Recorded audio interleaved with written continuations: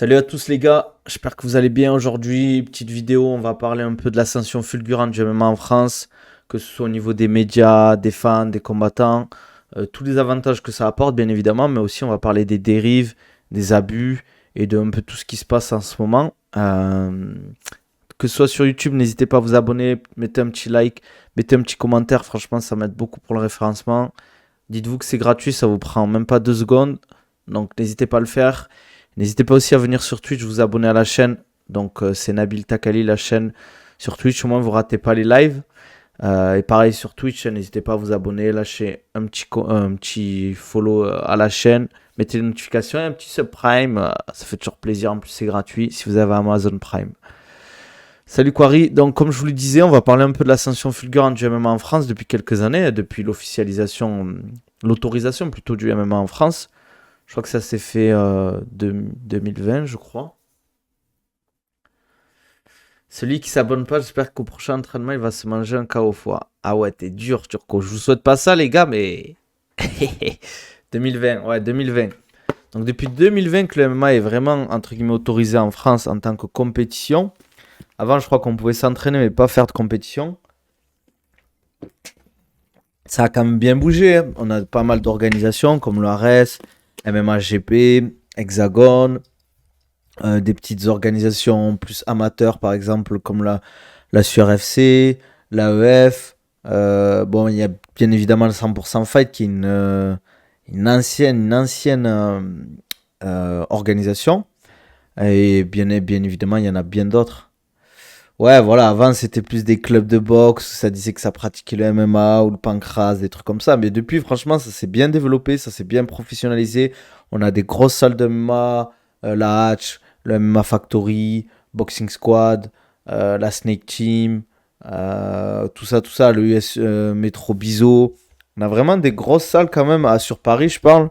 Après, il y en a d'autres, hein. Big up au Tactical Fight Team à Toulouse aussi qui vous allez voir ça a tout pété bientôt. On a quand même commencé tardivement malheureusement. Ouais.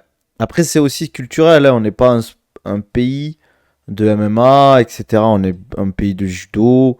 Il y a beaucoup de kickboxing, de boxe thaï, mais on n'est pas un pays de MMA. Par exemple par rapport au Brésil, à la Russie, aux États-Unis, Mexique aussi, où il y a quand même très, très bons combattants.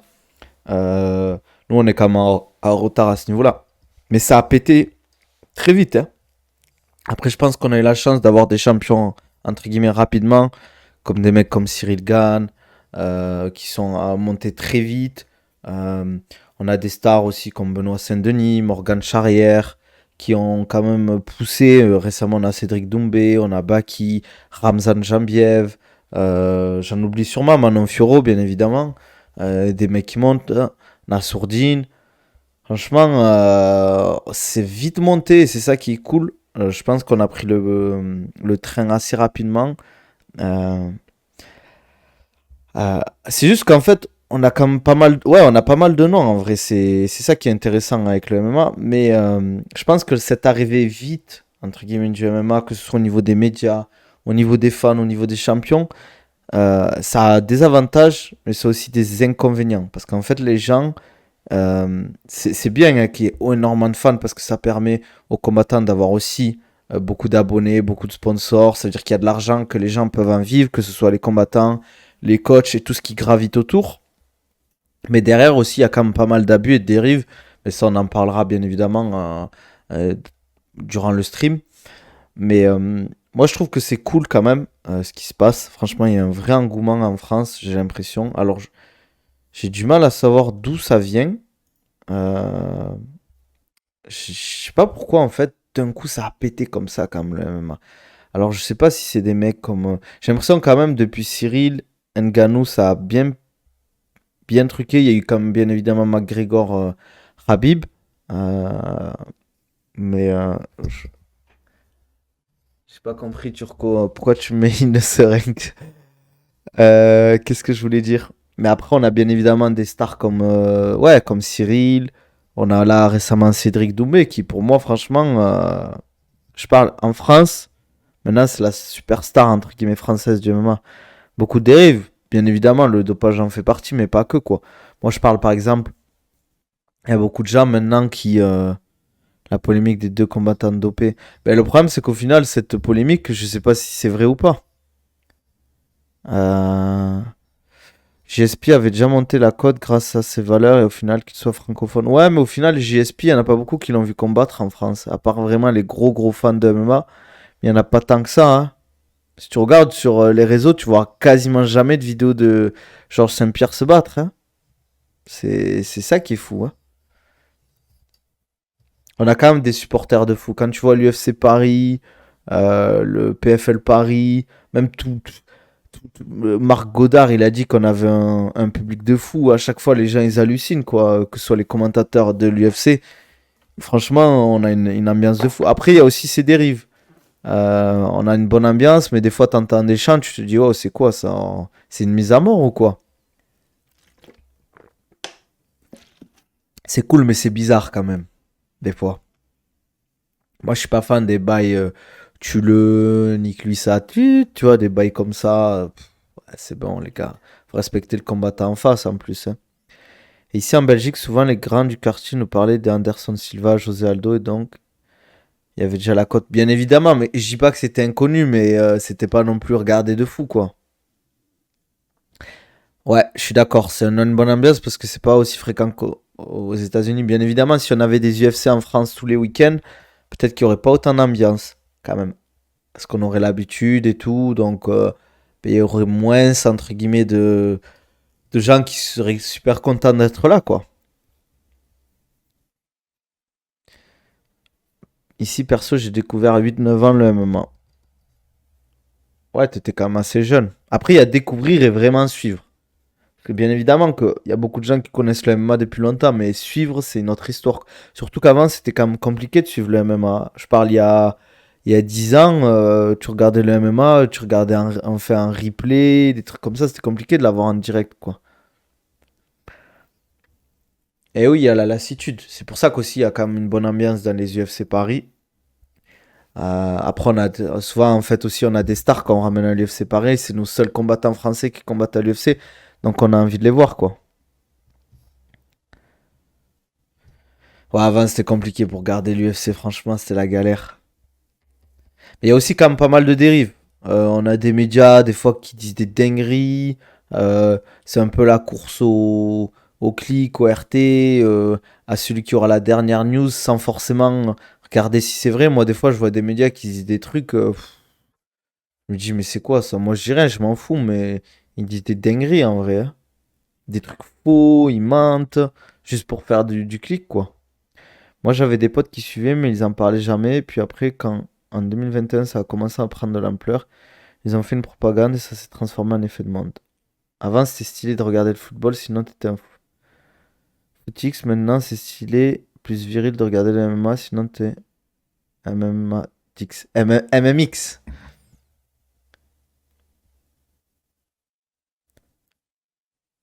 Je pense que la plus grosse dinguerie, c'est la triple ceinture pour le Brésilien, là. J'ai pas compris, Ryzen. Mais ouais, voilà, aussi, il y a pas mal de, maintenant de gens qui suivent. Par exemple, moi, je suis content, hein, au final, entre guillemets, il y a plus de monde qui suivent, mais bon, par exemple, les nouveaux fans de Doumbé, comme je le dis souvent, c'est pas une critique envers lui ou envers ses fans, etc. C'est que les mecs connaissent plus Doumbé que la MMA, entre guillemets. Ah, pour Saladin, ouais. En vrai, bon, KSW, c'est pas l'UFC, on est d'accord, mais c'est quand même. Je trouve s'il fait le triple ceinture au KSW, c'est fort quand même. Mais bon, j'aimerais bien, franchement. Je suis KO. Dans l'entraînement, je sais pas pourquoi, il m'a fracassé un peu. Il fait du sprint aujourd'hui. Euh, Qu'est-ce que je voulais dire? Triple ceinture quand même. Ouah, 77, en plus c'est chaud, hein. Franchement, je pense que c'est faisable. Mais j'aimerais bien le voir à l'UFC comme Saladin. Hein. Vraiment, je pense qu'en plus il a moyen. Ouais, j'ai vu que mercredi, Zach, il va nous faire une roue libre avec BSD. J'espère que ça va être cool. Plus je trouve Benoît Saint-Denis, quand il parle, c'est intéressant quand même. Ce qu'il dit, il est honnête. Il dit, tu vois, il te dit pas les choses dans le sens du poil et ça, j'aime bien, quoi. Sans forcément manquer de respect. Non, la sueur avait fait un tweet sur le Brésilien. Je sais pas comment il s'appelle alors qu'il vient juste d'arriver. Ah, non, il est mexicain. Ryzen. Comment il s'appelle déjà? Raoul Rosas Junior. Non, c'est lui qui a dit qu'il allait avoir 3 ceintures. C'est pas la sueur. Tu sais que moi, j'ai fait un stage avec Benoît Saint-Denis, les gars, c'est un bon de fou, Benoît. Très cool, très pédagogue, accessible. Il prend pas la grosse tête. Franchement, vraiment très cool comme gars, Benoît Saint-Denis. C'est toujours pareil, c'est l'image que certaines veulent lui donner. Mais je pense que, ouais, voilà, Benoît Saint-Denis, c'est vraiment le bon originel, quoi. Ça se voit que c'est un bon gars en plus. Ça se voit qu'il est intelligent en plus. Après, franchement, j'espère que il va faire quand même attention sur ses prochains combats là, parce qu'il a pas eu trop le temps de récupérer. Il prend pas mal de coups. J'espère que ça va pas lui porter préjudice, quoi.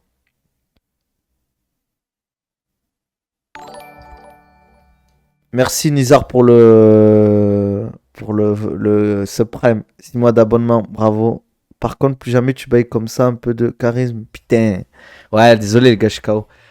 Salut Trafalgar. Salut Nabil, le meilleur préparateur physique. J'espère on pourra reboxer d'ici peu. Bah, avec plaisir, frérot, hein. Je sais pas qui c'est Trafalgar chat de b. Ah, c'est Hugo? C'est Hugo, bah avec plaisir. Putain, j'ai vu que tu m'avais envoyé un message, il faut que je te réponde. C'est toi, Hugo. J'espère que c'est bien passé en tout cas le petit stage. Ah, là j'ai reconnu ton pseudo. Non, comme on disait, Benoît Sonny, c'est vraiment le gars, moi je kiffe. Guerrier, très bon combattant, il s'entraîne dur, il sait ce qu'il veut. Je trouve qu'au niveau de la com, c'est quasiment parfait quoi. Vas-y, Nizar, pas de souci. J'ai hâte de voir son combat, franchement. J'ai hâte de voir. J'espère qu'après, il aura une petite pause au moins de 4-5 mois avant son prochain combat. Qui tape un bon top 5. Genre, par exemple, avril. Et après, derrière, il tape un title shot à l'UFC Paris. Je kifferais de fou. Vous imaginez, ceinture 70 à l'UFC Paris? Ça serait une dinguerie, les gars. Benoît Saint-Denis, genre vs Oliveira ou Islam Makhachev. Ça serait. Oh là là là là. Non, non, les gars, c'est trop. C'est trop, c'est trop. On a un peu dérivé, les gars, là, du truc, hein. Mais ce que je disais, ouais, on a quand même quand même des grosses stars, hein. Les gars, Benoît Saint-Denis, on a Cédric Doumbé qui quasiment va taper le million d'abonnés, alors qu'on a des mecs comme Aljamain Sterling qui était triple champ, non, mais 3 fois champion. Ils ont même pas 700 000 abonnés sur Insta, quoi. Clément Marco avait parlé de BSD en disant que c'était bien beau qu'il enchaîne les combats tous les 2-3 mois, que c'était bien que. Ouais, enfin, je vois ce qu'il veut dire, Clément.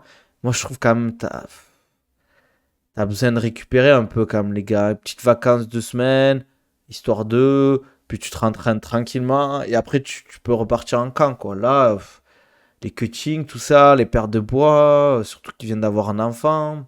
Ça doit pas être facile, quoi.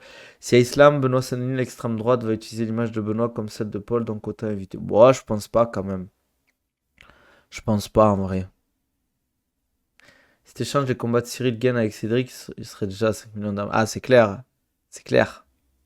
Après, voilà quoi. Et Cédric, les gars, Cyril, faut respecter le book quand même, hein. Il a fait guerre contre Ngannou, et ceinture intérimaire de l'UFC. Ok, c'est la catégorie poids lourd. C'est un peu plus facile, mais ça reste pas facile d'y aller quoi.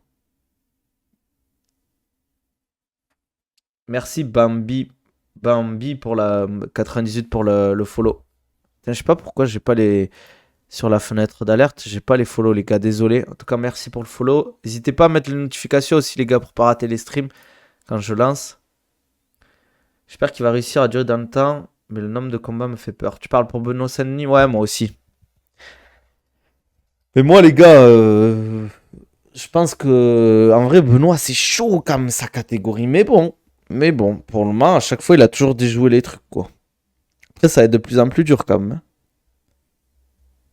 Ça va être de plus en plus dur.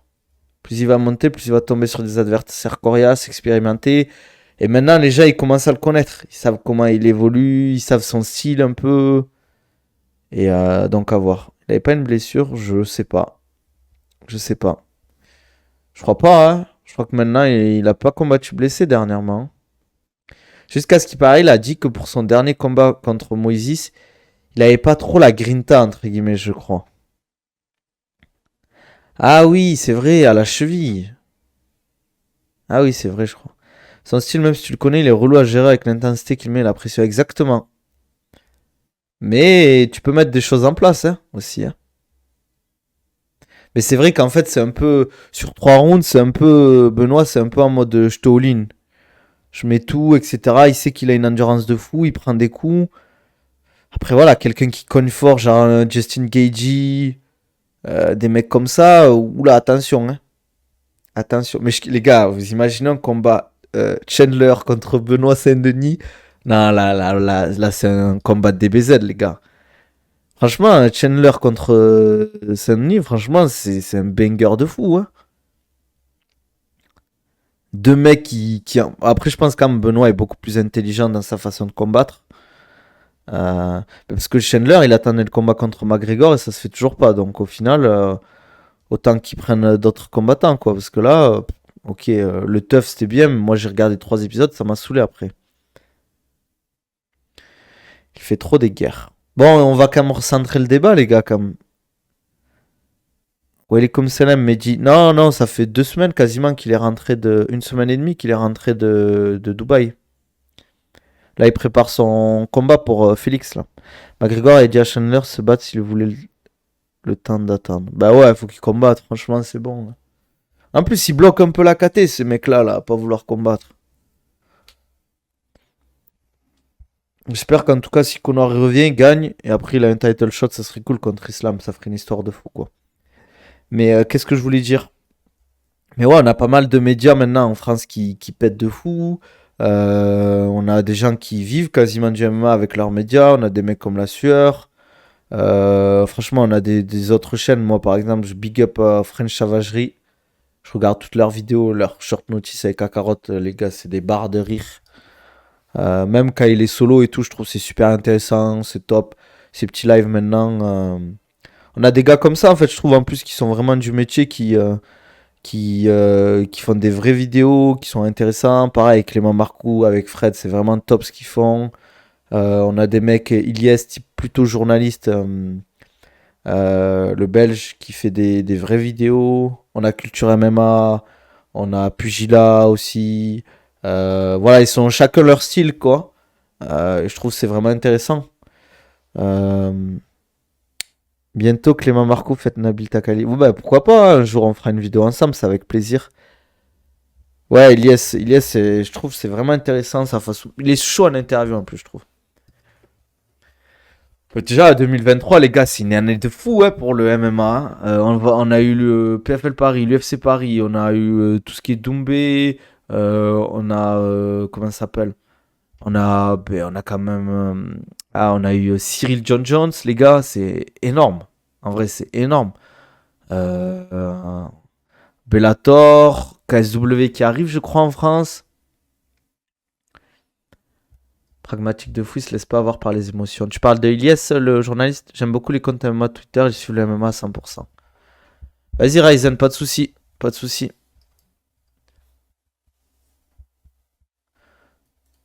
Ouais, après le problème maintenant de Twitter avec leur nouveau système de rémunération, il y a beaucoup de tapping, de tweets un peu en mode c'est toujours la même chose, les anniversaires, des fois des infos qui sont pas forcément vraies, qui sortent, franchement c'est un peu relou des fois. Et des fois il y a des gros mensonges en plus qui sortent, et c'est dommage je trouve. Il n'y a pas un vrai travail de journaliste avec Twitter. Ah putain, j'ai oublié les gars, aussi Fight Mind, grosse chaîne YouTube les gars aussi, pour tout ce qui est analyse, avec Aldric Cassata, Chris Guénache, et j'ai oublié le troisième. Ah là là. Mais voilà, chaîne YouTube de fou aussi. Ouais, c'est ce que j'allais dire, ça mouille beaucoup entre eux, plus tapine. Ouais, franchement, c'est relou ça, je trouve. Là. Chacun peut faire son PM, mais bon. Après, c'est le business, c'est comme ça. Tout à l'heure, j'ai essayé de faire croire que Paulo Costa s'était blessé alors qu'il s'est juste fait opérer il y a quelques semaines. Ouais, voilà, il vérifie pas forcément les infos, des bails comme ça. Il tweet, dès qu'il y a une info, ça tweet. C'est bon, quoi. Je trouve que c'est dommage. Puis il y a des médias aussi qui en profitent. Après, je sortirai pas les noms, mais faire des trucs que j'apprécie pas du tout, moi, franchement. Et je sais pas, je trouve que c'est dommage. Après, c'est comme ça, ils veulent faire de l'argent, donc MMA Info? De quoi MMA Info? Perso, j'ai taffé vite fait avec un S, mais le nombre de personnes qui vérifient pas les sources, c'est hallucinant. Ah, mais c'est clair, hein? C'est clair, c'est clair. C'est clair. Bah après, c'est pas des vrais journalistes aussi, les gars. C'est juste des mecs derrière leur compte, hein. Bon, c'est comme ça. Après, je critique pas, chacun fait ce qu'il veut. Ils font rien de mal en soi. MMA Time. Ah, les gars, Turco, MMA Time, c'est les frères, les gars. Ah, ils me donnent de la force. Il y a quand même des vrais fans derrière de MMA. Ça peut arriver en plus, les gars, de faire des erreurs sans, etc. Ça peut arriver. Perso, quand j'étais avec lui, ça vérifie à fond les sources pour pas raconter n'importe quoi. Ouais, je trouve que c'est important, quoi. Je trouve que c'est important, même. Ouais, ce qu'il fait. Après, NS, le problème, c'est qu'il a un boulot à côté. C'est compliqué, les gars, de faire du contenu qualitatif, hein. On se rend pas compte, mais ce qu'il fait, les grind fight, euh, c'est du boulot et tout. Voilà, quoi.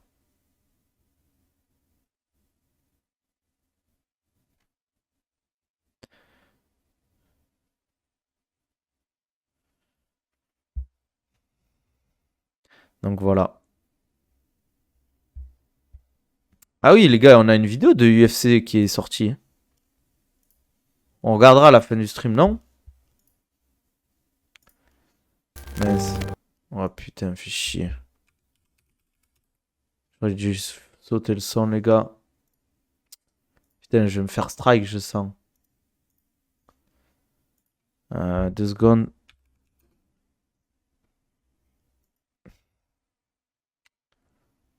Ah non, il n'y a rien qui est sorti au final. Bah, je vais peut-être me faire strike.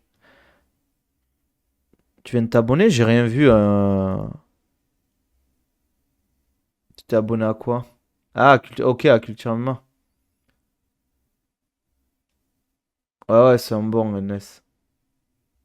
C'est un bon, ouais. N'hésitez pas à s'abonner à sa chaîne, les gars. Qu'est-ce que je voulais dire? Qu'est-ce que je voulais dire? On en était où, les gars? Parce qu'on parle, mais. Let's go. Merci, Turkov. Marakalaoufik, ça fait plaisir. On parle, mais là, on est un peu parti en live, hein. Mais ouais, ce que je disais par exemple, avec tout ce qui se passe, par exemple avec Doumbé, les gars, il y a un peu en ce moment la grosse culture de l'instant. Euh, quand j'ai fait la vidéo Baki Doumbé, vous allez juste avoir les commentaires sur la vidéo YouTube. Les mecs qui me disent ouais, Nani, Baki c'est une fraude. Il fait pas 10 secondes avec Doumbé, nanana, je sais pas quoi, je sais pas quoi. Euh, Juste parce qu'en fait, il a éteint Jordan en 7 secondes. Les gens ils pensent que ça va se passer tout le temps comme ça. Les gars, son combat d'avance, c'est pas passé comme ça. Pareil, tous ces combats, c'est pas passé comme ça. Il les a pas été en 7 secondes. C'était pas des dominations ultra à son contre-climax. C'était pas une grosse domination non plus, hein. Je dis pas que Doumbé est faible ou quoi que ce soit. C'est un très très bon combattant, bien évidemment. Mais direct, ça parle en mode fraude, Doumbé, bien évidemment qu'il a fait son taf, mais pour le moment, il est encore au début de sa carrière de MMA, les gars. Ok, le kick, boxing, etc. Mais voilà, quoi. Pour moi, tous ces fans-là, les gars, faut doser un peu juste. Mais comme je disais hier, les gars, j'écoutais le podcast de Joe Rogan avec Crawford. Et les gens, après sa victoire contre Spencer, ils disaient ouais, mais Spencer, il était pas si fort que ça, nanana, alors que le mec était invaincu, il était favori face à Crawford. Et bizarrement, quand il a gagné, voilà quoi. Pareil, à des Adesanya, qu'elle a perdu contre Pereira, les gens ils disaient ouais, Nani, il est pas si fort que ça, etc. C'est bon, hein, les gars. Faut doser un peu, hein. Mais bien sûr, c'est un peu relou ça en fait. Ils respectent pas en fait les combattants. Les gens. Après, ils vont te dire ouais, mais ça fait partie du truc, je sais pas quoi. Faut accepter de se faire vanner. Bien sûr que ça fait partie du truc. Mais pourquoi toi tu le fais, tu vois? Toi, genre, je sais pas, t'es pas obligé de vanner des mecs qui se font éteindre ou qui mangent des KO, etc. Il y a quand même dans le foot, les gars, c'est pire, hein. Vous avez vu les insultes qu'il y a, les gars, sur Twitter et tout, entre les supporters. C'est les gars, vous vous rendez pas compte, le foot, c'est encore pire. D'ailleurs, plus il y a de monde dans un sport, plus il y aura il y aura ça, quoi.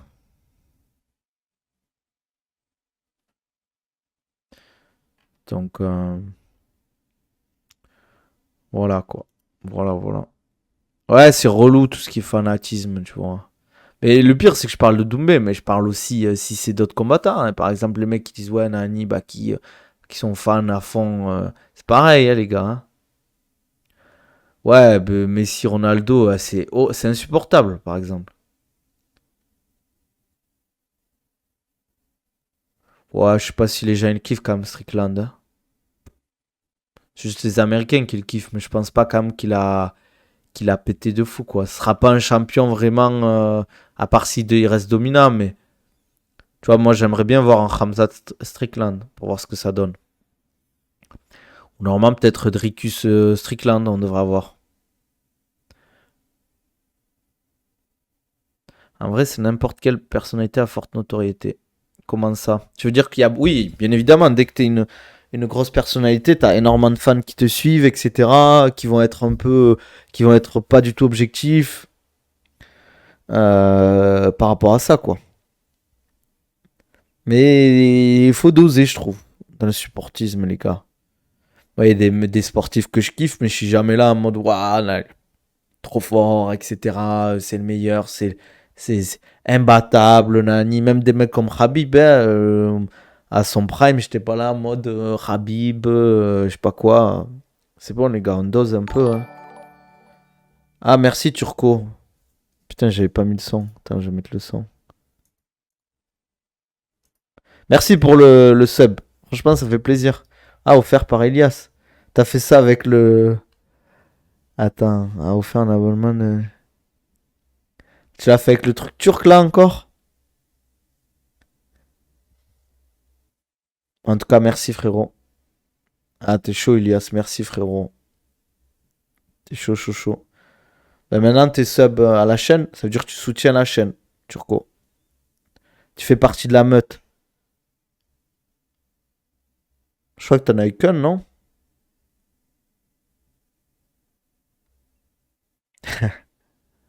Eh ouais. Bon, merci en tout cas, les gars. Merci à tous ceux qui soutiennent, hein, que ce soit sur YouTube, juste avec un follow, un like et tout. C'est toujours pareil, ça fait plaisir. Les gars, vous vous rendez pas compte, mais ça m'aide, hein. Comme je vous l'ai dit, moi, je vous prépare des projets. Là, à partir de la semaine prochaine, je pars à Dubaï, Inch'Allah. Je vous ferai un petit vlog, les gars. Je vous ferai un petit vlog sur Dubaï, les salles de sport, le TK, la vie un peu là-bas, comment ça se passe. Pour vous aider, je ferai aussi un vlog pour la Fight Week de Baki, en mode Amin Turco. En mode voilà, et dans les insides, un peu comme j'avais fait la première fois au tout début là, pour le combat contre. C'était qui déjà?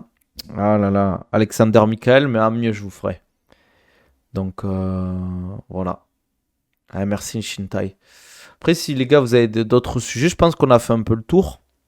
On va un peu conclure, hein. En tout cas, tant mieux pour le MMA que ça pète comme ça, pour l'ascension, tout ça, tant mieux pour les combattants, tant mieux pour tous les gens qui gravitent autour de ça, ça veut dire les coachs, les gérants de salle, parce que ce matin, à la rentrée, enfin ce matin, oula, à la rentrée de septembre, nous par exemple, euh, on a énormément de monde au Tactical Fight Team et ça fait plaisir parce qu'au final, maintenant, les salles peuvent payer les coachs vraiment avec des vrais salaires, etc. Et on peut en vivre. Donc forcément, le niveau va monter parce qu'on aura des coachs vraiment impliqués, on aura des gens qui auront des belles installations, qui pourront s'entraîner avec des cages, il y aura plus d'événements, donc les gens pourront plus tester. Dans 5-10 ans, le niveau en France du MMA, il va péter de fou, les gars. On aura des organisations un peu partout, ça va être vraiment bien, les gens pourront vraiment en vivre. Des vlogs sur Dubaï, ouais. Des vlogs sur Dubaï, les gars. Sur les salles de sport, la vie un peu là-bas, le sport. Parce que là-bas, le sport, c'est un autre niveau. Sur les salles de MMA. J'essaierai un peu de faire le tour des salles de MMA là-bas. Genre le TK, Noguera. Pas sur Twitch, non. Sur YouTube. Impossible, les gars, de faire des directs. Franchement, c'est une organisation de fou. Plus tard, si jamais j'ai quelqu'un qui peut me suivre, mais tu vois, des vlogs en live, c'est chaud, je trouve. C'est chaud, c'est chaud, c'est chaud.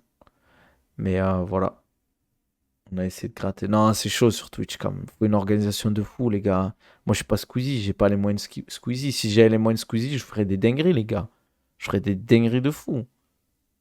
Flogbaki, Hamzat, Clément Marco, Nabila Dubaï, le Pram du MMA français. Ouais, mais je croyais qu'il devait repartir à comment ça s'appelle. Et si les gars, je vous ferais même peut-être un petit vlog et tout, parce qu'en gros, j'ai un pote qui est dans la crypto qui va faire un événement de boxe là-bas, qui va combattre contre un mec. C'est un vrai event de fou, hein, les gars. Je vous montrerai des vidéos. C'est une dinguerie, hein. Si vous voulez, je peux vous montrer vite fait un peu. Je vous montre un peu. Comme quoi, là-bas, c'est un autre niveau, le, le sport, entre guillemets, quand il y a de l'investissement et tout. C'est Chris Mick, je sais pas si vous voyez qui c'est. Je vais vous montrer en rapide. Attendez. Et après, je quitterai le stream. Bah, je sais pas si j'y aurai des places, les gars. Moi, je suis inconnu, les gars, hein. Je suis inconnu de fou, les gars. Vous vous rendez pas compte, hein. Attendez, je vous montre. Je change juste la scène. Euh, Allez, je vous montre. Je baisse un peu le son. C'est ça, les gars. C'est un event de crypto. C'est un vrai truc, les gars, hein. Garde des rings, tout ça autour. Je vous avance un peu. Voilà, c'est pas un petit truc, je trouve. Et c'est juste des mecs, des crypto-influenceurs qui se foutent sur la gueule, quoi. C'est. Voilà, c'est un vrai truc, quoi. Putain, j'espère que je vais pas me faire. Bref. Mais oui, c'est juste les gars, c'est juste des influenceurs de la crypto qui se tapent dessus. Et au final, c'est un gala de fou, quoi. Même des fois, il y a des mecs, des compétiteurs en boxe, ils font pas ça, quoi. Ils font pas des trucs comme ça, hein. Là, je vous jure, c'est un vrai truc, hein. Ça se la fout dessus, quoi. Mais ça, les gars, je suis sûr, moi, je comprends pas pourquoi il n'y a pas un youtubeur qui l'a mis en place. Genre un mode des youtubeurs qui se. Un mec. Mais... En fait, le concept, il pourrait être incroyable. Je comprends pas, moi, les gars. Les gars, s'il y a un youtubeur qui passe, prends mon concept, je te le laisse. Parce que moi, je vais partir, je pourrais pas l'organiser. Tu prends des youtubeurs connus, tu leur dis, ok, combat de boxe ou de MMA, dans 6 mois, on fait un event avec les plus gros youtubeurs, entre guillemets, connus, ou je sais pas, du jeu vidéo ou du Twitch game, et on fait un combat et tout. Mais oui, je comprends pas. Après, peut-être qu'il y a déjà des mecs qui ont essayé et ça s'est pas fait. Parce que c'est chaud pour le mec qui perd le combat quand même. Mais tu pourrais gagner. Tu fais, je sais pas moi, des Henry Tran contre, je sais pas, I'm Tarzan, des mecs comme ça, tu vois. Mais, tu vois, bon enfant, tu vois, sans forcément. Après, s'il y en a, ils veulent trash talk, ils peuvent. Mais ça ferait des trucs de fou, quoi. Ça ferait des trucs de fou. Après, voilà, les gars, je dis pas que ça serait pas un niveau de fou en termes voilà, de boxe ou de MMA, mais ça ferait un spectacle de fou, quoi. Ouais, c'est possible. Bon, après, c'est que du sport, hein, les gars, hein. Que du sport, hein. Bon, les gars, on va s'arrêter là, je pense. On a fait un bon petit stream. Ça sert à rien de continuer, de parler pour parler non plus. Qu'est-ce que je voulais dire? Demain, on va parler soit du combat de Hamza Chimaev, soit du combat d'Islam vs Makhachev, vs Oliveira. Je vais réfléchir, on verra. Parce qu'après, je pars. J'aurai plus mon PC à partir de jeudi. Et le temps, quand je vais bouger et tout, le temps de racheter, parce que je vais devoir acheter un écran, un boîtier et tout. Le temps de remonter le PC, dès que je suis ok, ben je reprendrai les streams et tout, les gars. Mais demain et après-demain, c'est mes deux derniers streams avant au moins une semaine et demie, je pense. Voire plus. Avant au moins 2 semaines, je pense. Donc je compte sur vous pour être là, les gars, sur YouTube. N'hésitez pas, vous me lâchez un abonnement, vous me lâchez un like, un commentaire, mettez les notifications. Pareil sur Twitch, n'hésitez pas les gars à follow la chaîne pour ceux qui passent. Même sur YouTube les gars, venez follow la chaîne, c'est gratuit, ça me donne de la force. Et vous ratez pas les lives, vous mettez les notifs. On se dit à demain. Demain ce sera tôt par contre, je vous préviens, hein. Ce sera vers 17h30 je pense, par contre. Et mercredi ce sera vers 18h30 je pense. Ah ouais, Ilias, tu vas m'aider, ça va faire ça sur Discord, on va s'appeler et on va faire ça en vidéo FaceTime un peu, tu vois. Bon allez les gars, prenez soin de vous, on se dit à la prochaine.